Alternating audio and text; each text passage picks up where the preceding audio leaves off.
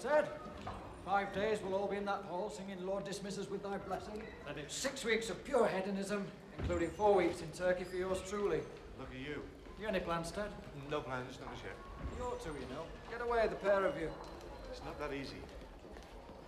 No, I suppose not. Who's Daddy's little boy? Do you miss me then, do you? On your own, in here all day. Well, we'll soon put a stop to that.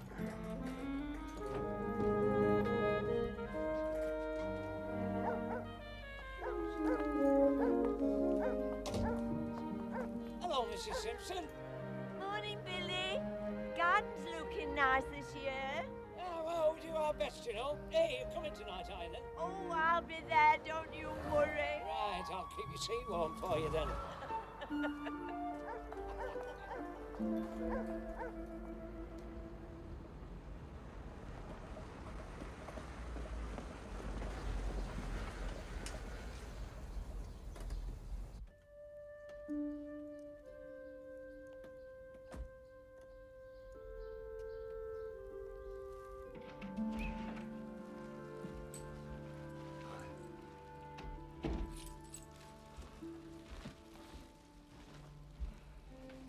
You're late. Like Piccadilly Circus in that supermarket. Need the loo? No. Good day. Ted? Hang on, I'm still unpacking.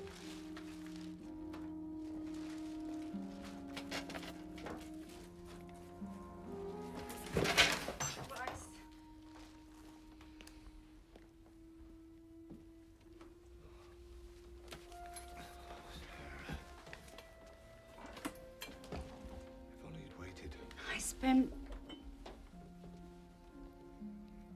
my entire life waiting. I miss you. I have to go to work.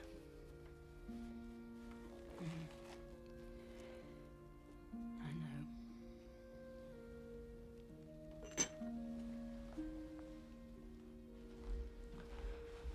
So, how was Anna? Brought me some strawberries. Had them for lunch. It was nice of her. Gave me indigestion. Are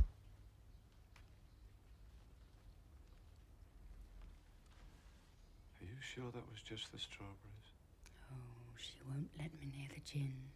Don't worry. She sees that your instructions are carried out to the letter. Would you like one now? Okay. And then you can sit and watch me cook your tea. What time do you call this then? And what's that thing doing in here? Say hello to Uncle Frank then, Cassie. Get it out. He gets lonely in that caravan all day. I don't care if it dies of bloody boredom. Move it now. I don't want my customers getting siticosis. Charlie used to let him in bar. And I'm not Charlie. He's all that, you know. His Uncle Frank. He's always putting people first. He never took a job in case he put another fella out of work. You'll be the one out of work if you don't start getting your act together. Talking about acts, Frank, is it all right if I have next Tuesday night off? Only I've got the offer of this gig in Eccles. No, it's not all right. You're ratty because you're losing, Frank. I don't lose. Oh, see. It's not because he's losing, Cassie. His real name's Quasimodo. What? Cassie, his real name's Quasimodo. Well, he's very fond of his bell, you see. Look, just get it out of here, can't you? And shut up. I am trying to concentrate.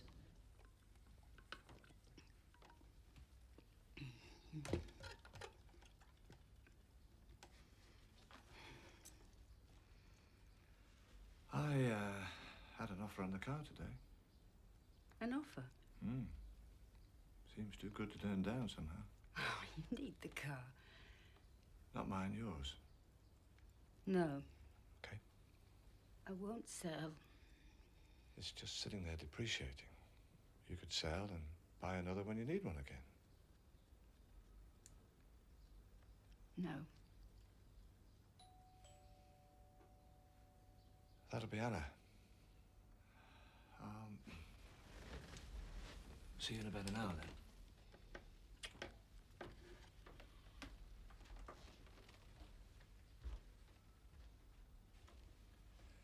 You all right? Just let Anna in.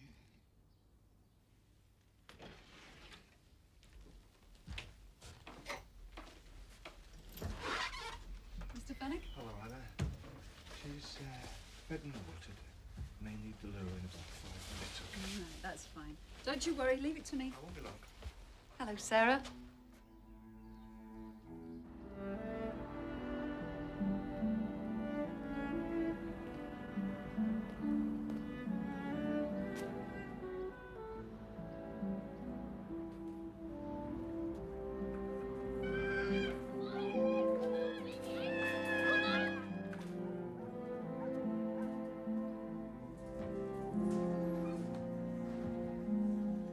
Hello, Mr. Fennick.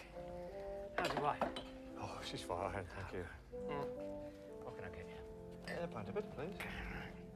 I don't want to sound personal, but are you having trouble with your bowels? Not about knowledge, boy. You will do if you drink this stuff. They've just rerouted the main sewage pipe through our cellar into the canal. Really? Yeah, catch some of the best salmonella in the country round these parts. What's he saying about me now, Mr. Fennick? Nothing. Hasn't been said already a dozen times in county court.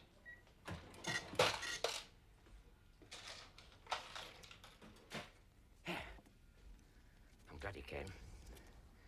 There's something I want you to see. Encyclopedia Britannica. Ah, complete 1978 edition with macro and micropedia. £140 or nearest offer. Know what a new one cost? Huh?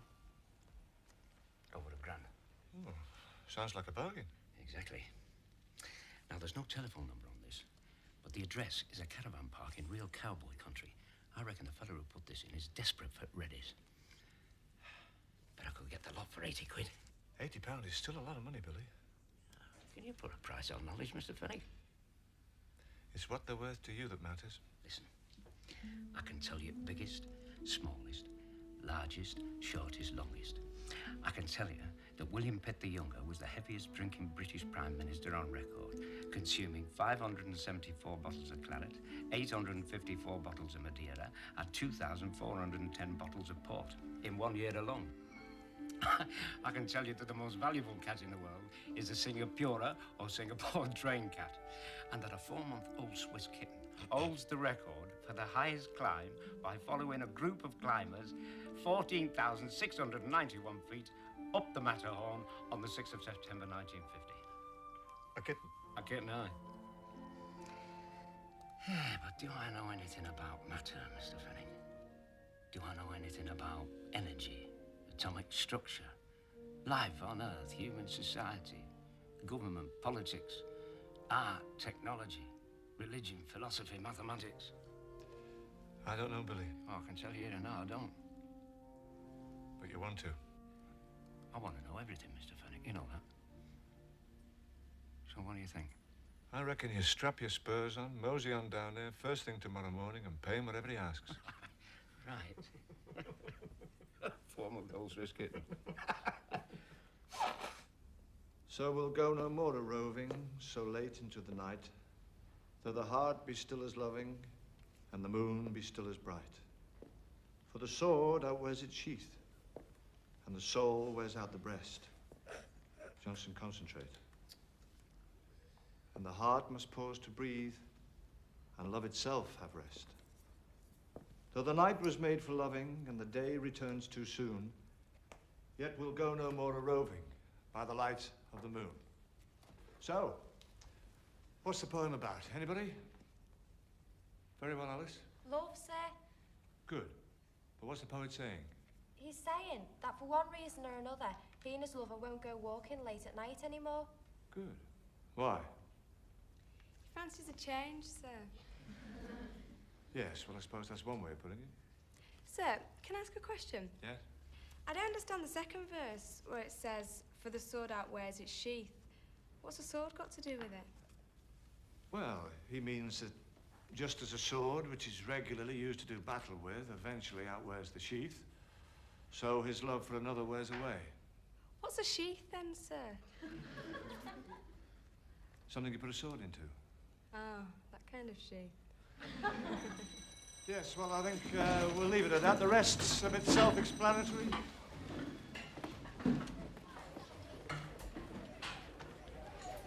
Sir? Yeah? Mr. Banner wants to speak to you. Oh, right, thank you.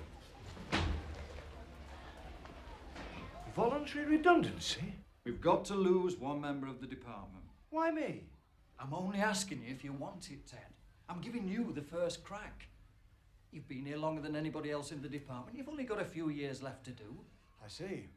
And with your circumstances at home, I know things can't be easy, Ted. Am I failing to do my job satisfactorily? No, of course not. Then I'd rather stay if you don't mind. I just thought that if you took it, you could spend more time looking after your wife, that's all. I mean, we've all been under a strain. I just thought you'd leap at the chance of getting out.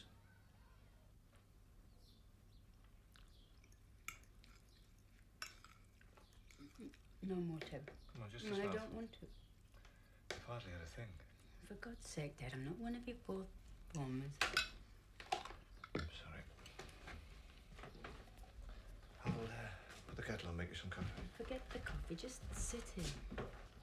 I don't want Hannah coming into all this washing up. Why not? She likes doing things for me. Anyway, I get a bit of peace if she's in here and I'm in there.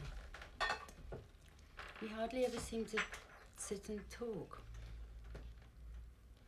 Okay.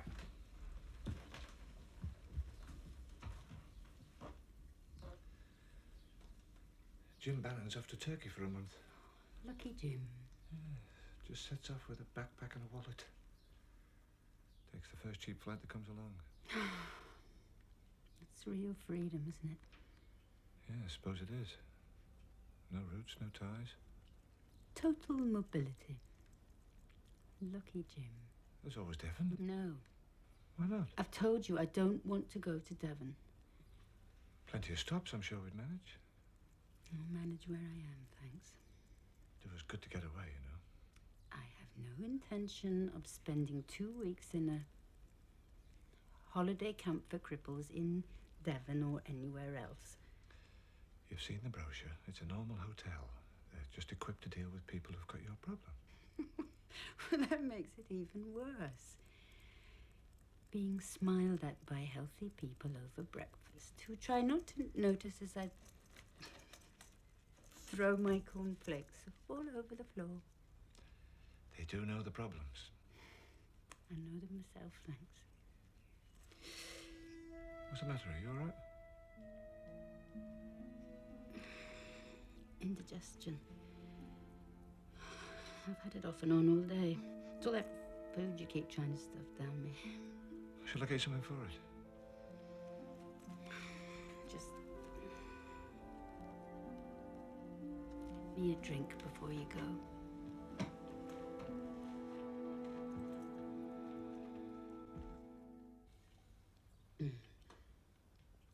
Oh, that's good.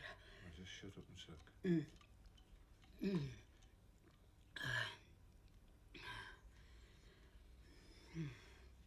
There is some good left in the world. Yeah, we'll make it last.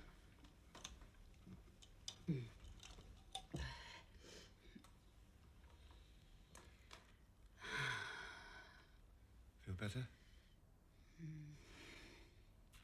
Ted, I do appreciate what you do for me. I know. Whatever I say. Yes, well, I'll see you in about an hour then.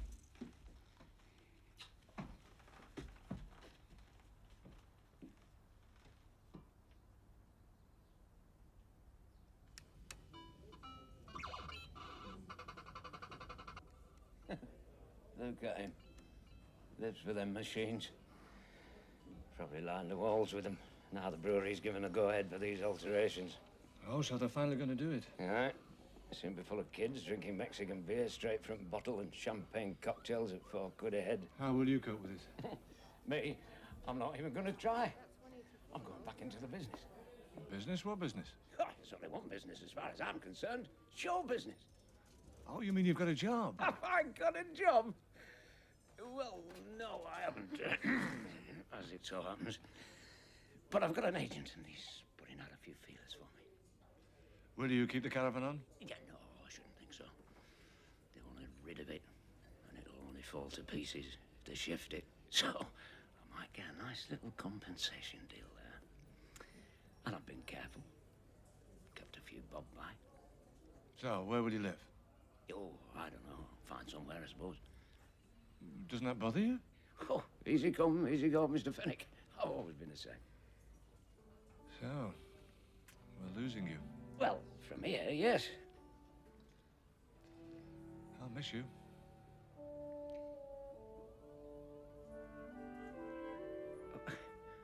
Man like you, Mr. Fenwick. No. Oh, yes, I will, Billy. Do you know, this hour spent in here with you is the only sane part of my day? Oh, you can always keep in touch. Yes, I hope we can. Things go right, you might see me on the telly some night. I hope I do. Do you know, I must have been coming in here while these past... Oh, must be 5 or 6 years. hours. Do you know, in all that time, I've never seen your act. Oh, you've got all the things to see to, we all know that. I wonder. Eh?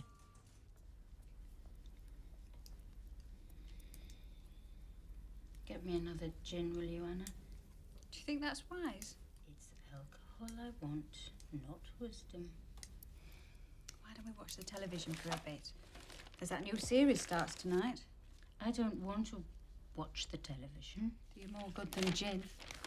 I can taste the gin. I can't see the television. Well, let's see where your glasses are, shall we? It doesn't matter where my glasses are. I can't see properly with or without my glasses. That is one of the reasons that you are here. So please, will you just get me another gin? Mr. Fenwick didn't say about another. He probably forgot. Hello? Oh, hello, Mr. Fenwick. No, I don't mind. Yes, that's fine. No, she's all right. I was just getting her another gin, if that's all right. Yeah? Right, then. No, you do that. Do you good. Bye. He's staying to see the show. And he said you could have another gin. Well, that really is big of him. Are you all right? Indigestion. Again? I'll get you something for it. You get me something for it. Why don't you have a lucky dip?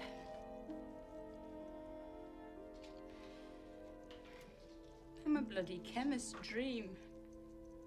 Pills to stop me shaking, pills to stop the effects of the pills that stop me shaking, antacids, laxatives, antidepressants, sleeping pills. Why don't you make up a cocktail and have done with it? Sarah? Listen to me this afternoon. Then he wasn't got digging a hole. I said, what are you digging the hole for? He said, I'm burying the budget. I said, that's a big hole for a budgie, isn't it? He said, it's inside your cutter. Listen, as I got to the pub tonight, the door opens outwards. Now, I am 5'6" high, and this very large doorknob is 2'8" from the ground. As it opened, it flattened me against the wall. Frank comes out, he said, you're crying, have you had bad news? I said, medically speaking, yes.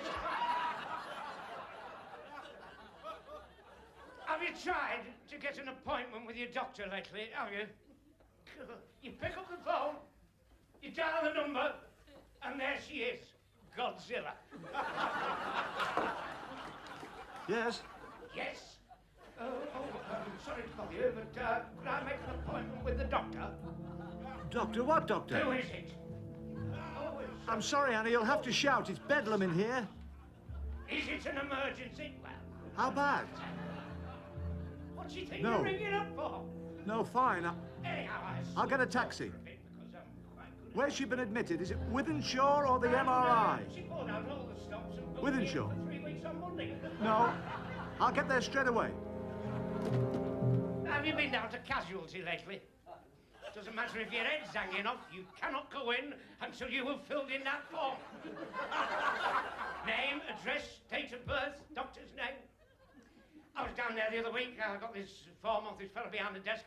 I filled it in, handed it over. He handed it straight back. He said, I am not accepting that. I said, why not? He said, why not? He said, in the first place, the spelling's atrocious. And in the second place, where it says sex, you should have written male, not hardly ever. So this nurse says to me, go into that cubicle, take all your clothes off, and I'll send the doctor in. Well, the curtains parted. And a girl of about 22 stood there in a white coat, stethoscope round her neck. Well, I did not know where to turn. She just stands there staring at me with a sort of sarcastic look on her face. So I thought, well, fight back, Billy. I said to her, I do not like the way you are looking at my body. And she just stands there sneering at me. So I said, for your information, madam, my body is dynamite. She said, well, Mr. Bolton, for something so explosive, it's got a very short fuse. Mr. Fenwick, could I have a word, please?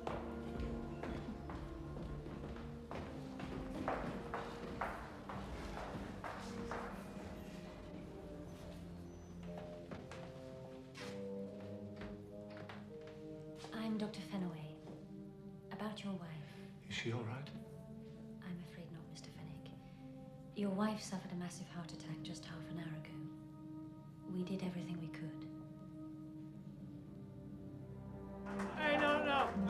No, you've been a lovely audience, really smashing. But I must go now. Good night.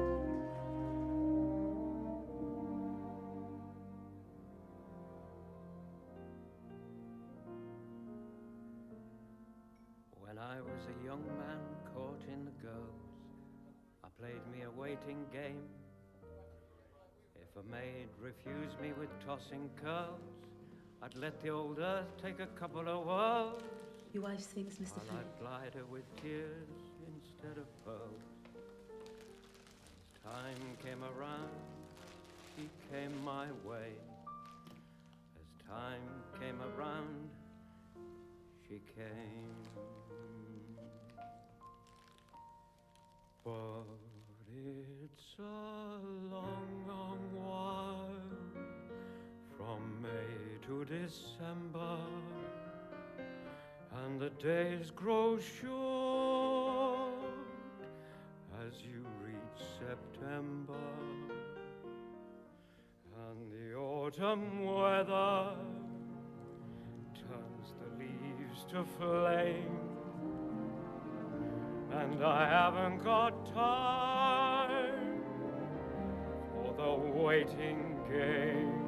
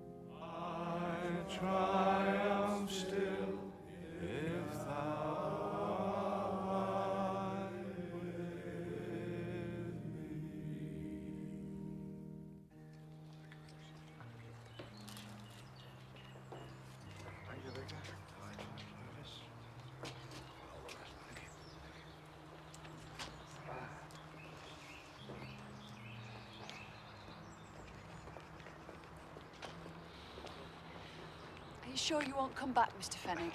Very kind, Anna, but no thanks. You've been more than welcome. Yes, I know, but really I'd rather just get on with things. Promise you ring me if you need anything. Yes, I will. Thank you for coming. I'm really very grateful. So sorry, Mr. Fenwick. Come on, Anna. She was very fond of your wife, Mr. Fenwick. Yes, I know. Thank you so much for coming. Ted? Hello, Jim. Thanks. Sort of representing the staff, you know. Are you all packed and ready, are you? Eh? Turkey. Oh, yeah, end of the week. Yes, well, have a good time. Yeah, well, maybe you should think about getting away yourself. Oh, we'll see. Take care then, Ted. Oh, and that business the other day, the voluntary redundancy thing. Just forget I ever mentioned it, will you? Okay. Yes, well, I might just want to talk to you about that sometime. Oh. When you get back, I might just want to change my mind. Good holiday.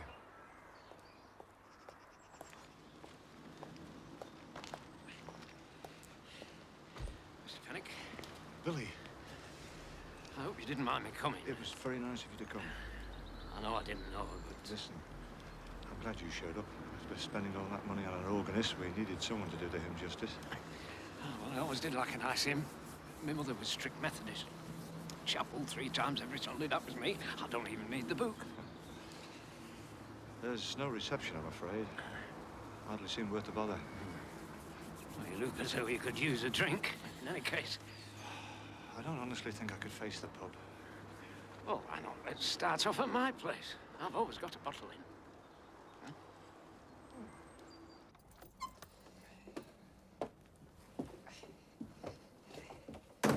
Not exactly the Ritz, but the welcome's genuine. Oh, well, I appreciate it, Billy.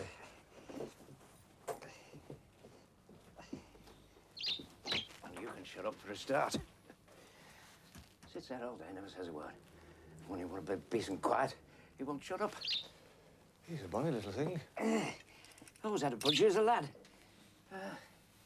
Bit of company for me. Oh, I wouldn't have thought you'd be short of company, Billy. Oh, it's just nice to have somebody to come home to. Oh, I'm sorry. I wasn't thinking. No, please. Everybody says I don't think before I speak. And they're right. And they always said I had a big mouth, never knew when to keep it shut. Edna? Yeah, this was my ex-wife. She died 10 years ago. Oh, I'm sorry, I didn't No. know. We've been separated for years. I still see my son, though. He lives in Leeds. Yeah. I'm a granddad now. A granddad? All right. Little Karen. Yeah, she's not so little now, mind. We never wanted any children. Mistake, perhaps. Yeah, well, I used to say, Mr. Fenwick. Now then, sit your sen down, and I'll just squeeze past. I'll give these glasses a bit of a rinse. Hey, and look underneath that blanket. You got them? Eh? 80 quid. It's not bad for a full set of Britannica. They're in very good condition.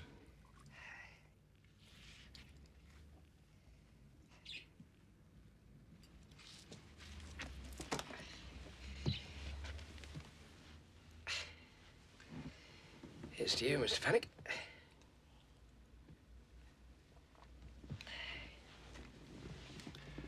I really appreciate you asking me back, Billy. Thank you. Yeah, well, it's upsetting as a funeral. I suppose it should be. Tell the truth, I didn't feel a thing. None of it seemed real. All that freshly varnished pine and the organist. It looked as though he'd come from some pop festival. You know, the vicar had never even met her. And he gave that sermon on how brave she was and how she'd be missed. I had to brief him. Fill in all the details. It just didn't seem enough. All the years of suffering and the frustration. And she ends up with a supermarket funeral. I should have been there when she died. Oh, well, you weren't to know, Mr. Fennick. I should have been there. Listen, you spent 10 years looking after her. That's what's important. You think so? Aye. They offered me voluntary redundancy last week, and I turned it down because I couldn't bear the thought of spending every day with her. Here, have another drink. No, no thanks, sir. Best be going. What for?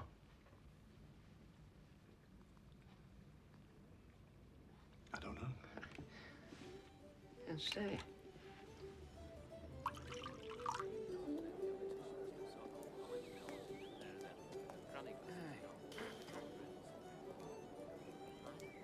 I used to be an undertaker, you know. An undertaker? I worked for my Uncle Cyril when I left school. He used to call me sir when he was angry. I'll never forget the very first funeral he let me do. I was proud. I had this white collar, black tie, and a long black overcoat that came down to my ankles. and a top hat. And I was a bit sporty in them days. And so I wore the hat at a rakish angle. And a carnation I pinched from a wreath stuck in my buttonhole.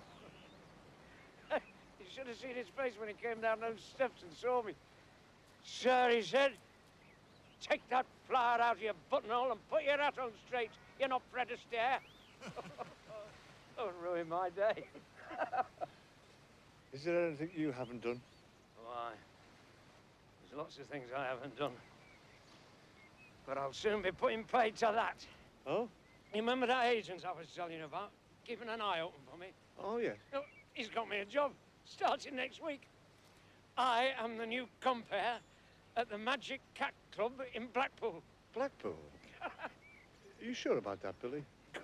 Unless the man's a lie, yes. No, I don't mean that. I mean, are you sure you can do it? Yes, I think so. You worried about me, Mr. Fennick? Well, quite frankly, yes, I am, Billy. You've no need to be. I can handle it. I was 2 years at the windmill. Oh? Yeah, you know, famous one in London. We never closed. You were at the windmill? 6 shows a day, 6 days a week. There'll be blokes watch every show, sit there all day.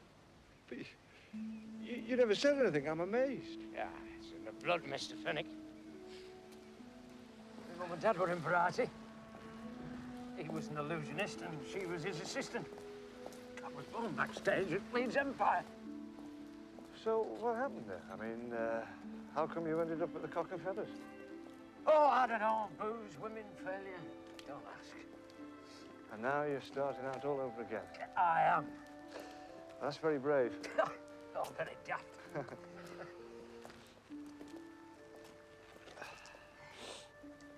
Hey, why not come with me? No, I'm serious. You could do with a bit of a break, somewhere different. No. Me in Blackpool. Why not? Well, I've got things to do. Like? Well, there's the house. Sarah's affairs to sort out, and her clothes. And? Well, and the garden. And? Well, and... Well, that's it, really. You're coming? Oh, no, listen, it's a kind thought, but really, no. Oh, you're coming.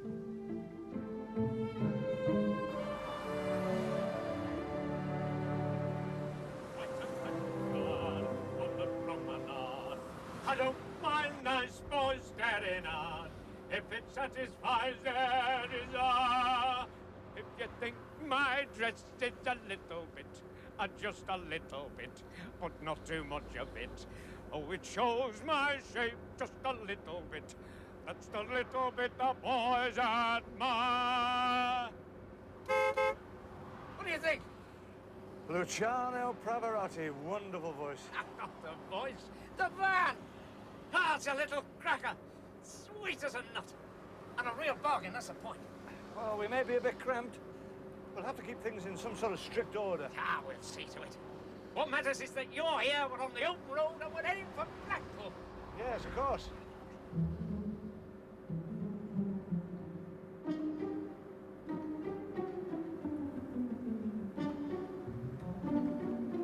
What's up? Nothing. Come on. Nothing really. Why didn't you just say it? Say what? This. Looks ridiculous, doesn't it? Well, not so much ridiculous as... Bloody awful. more unconvincing. I told him I was 49. Ah. Well, it doesn't do to tell the truth in this business all the time, you know. Anyway, I feel 49. Oh, absolutely. I wanted to work, Ted. I know it's not the Palladium or the Prince of Wales, but at least it's a start. And be yourself. I think that's best. Think I should wash it out? Will it wash out? Most of it should. Then wash it out, that's what I think. I'll stop at the next services then. Good. I could do with a cup of tea and something to eat. See anything you fancy? You did very well. Bye-bye. What do you think? Welcome back, Billy Bolson. There's no fool like an old fool. It was worth a try. And Luke, Ted, thanks, all right. For what? Well, being honest. Come on, let's grab some food. I'm starving.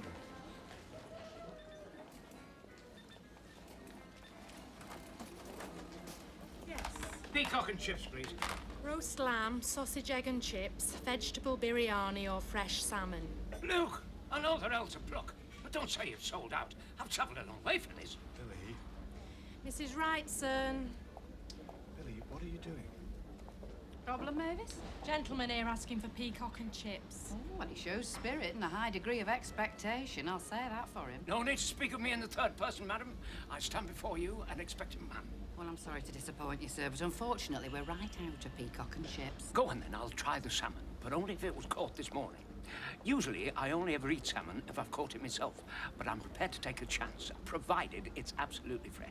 Don't worry, sir. I fished it out of the freezer myself this morning. Sounds perfectly acceptable. So will that be one salmon or two? Neither. I'll have the lamb. And where would you like it, sir? On your head or down your front? No, I'll have it on a plate. With some chips and peas, and maybe a smidgen of fresh mint sauce to set off the flavour. Oh, and have you any marinated tripe? Only my friend here is a Trappist monk and he's not used to Western foods. Billy. Would you know, I've just sold the last 2 portions, but I could offer you something just as exotic if you're really keen. Sounds fine to me. What exactly? Fresh sweetbreads poached in red wine and garlic. Perfect. But are they fresh? Pass me that knife. Come round the back, take your trousers off, and I'll guarantee it. Oh, madam, let me kiss your hand. You're a princess and a sport. And it's a pleasure to sit at your table. And if ever I'm passing this way again... Give me some notice and I'll make sure it's my day off. Give 'em 2 roast lambs, Mavis, and if they argue, kick 'em both out.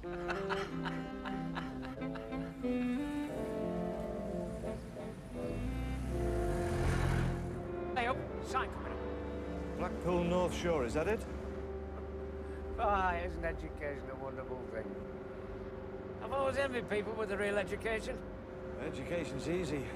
All you do is put your head down and follow the rules. Now, what you do takes talent.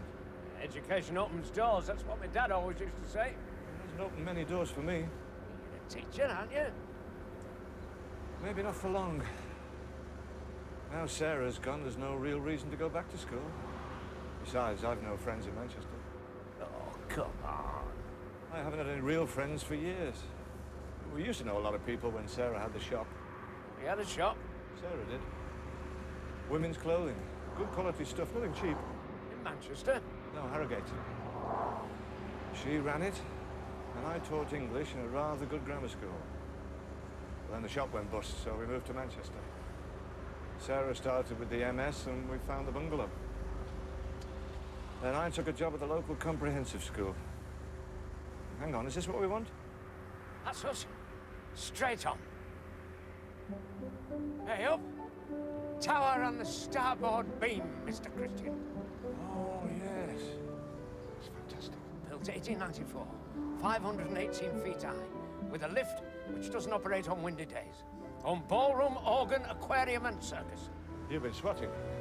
And over there is Blackpool's football ground, the home of the great Stanley Matthews, who incidentally never touched a scrap of food on a Friday. Yeah? Oh, aye. Friday was fast day for our Stanley. Ah, soon be there. Soon be there. And then it's eyes out for the magic cat.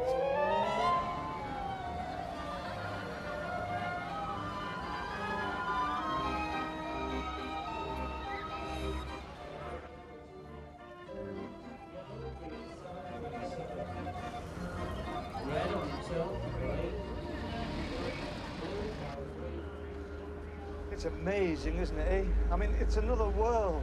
Just look at it. Oh, there's a pier. What does it say? South, I think. Oh, no, North Pier.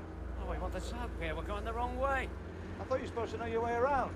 Well, it's years since I've been here. Everything's changed. Billy, what are you doing? The tram, Billy, mind the tram! Billy! You can't just turn around in the middle of the road like this. Just watch me. Billy! Oh, no. Idiot! Please. Hey. You're gonna get us arrested. We'll get down the south end as fast as we can, and then we'll park. They won't bother chasing us. They've got better things to do.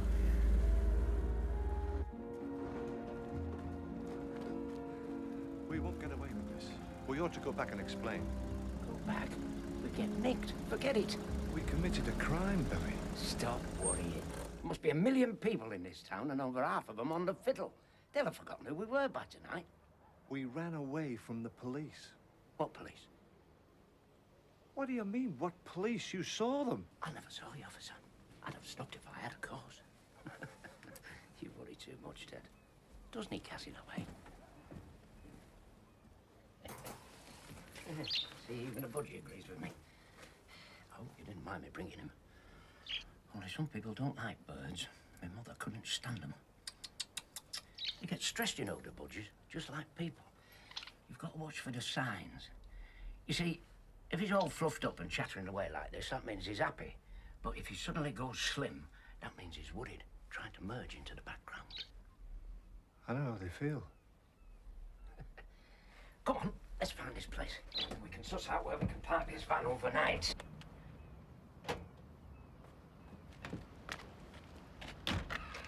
You don't start tonight, do you? Depends. Been closed down this week for repairs. Had a bit of bother with the football crowd. What? Oh, don't look so worried. You're on holiday. Just relax and enjoy it.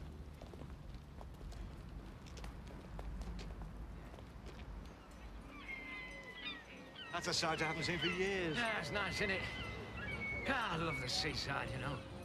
I played up here once. Really? Long time ago. Ah, we had a good laugh. It's with a right good crowd. The director had booked me to play the second footman in the panto. We turned up for the first rehearsal. And he said he expects I'd do all my old jokes. I said, yes, I would. But I'd like to fit in the geese juggling somewhere. He said, geese juggling? Are you serious? I said, I'm deadly serious. He said, how do you juggle geese? I said, with difficulty. Because they've got to stick their necks out, you see.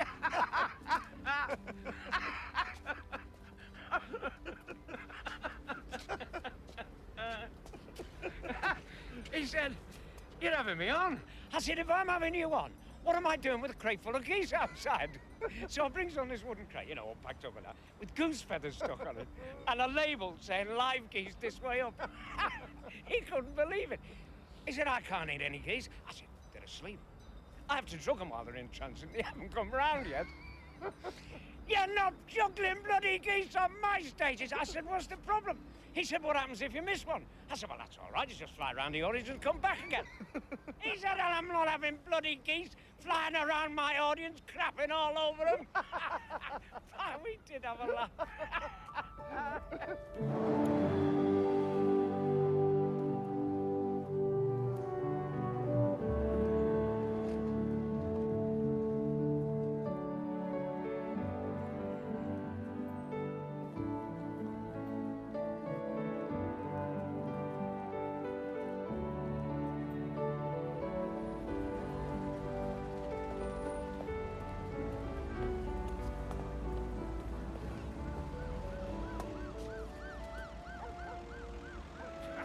God, it won't be down here, will it? I certainly hope not.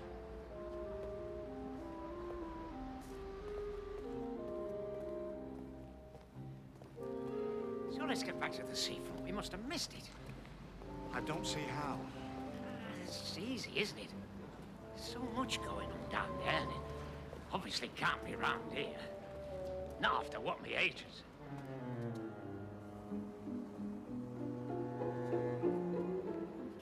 Well, what do you know? Search over. This is it. Yes.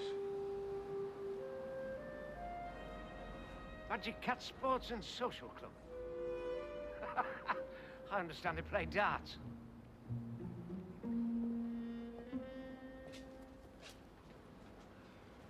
And what's Erotic Roxy's game then? Croquet, chess? Yeah, well, I was going to tell you about that. It's a strip club, Billy. No, not exactly. And who's this?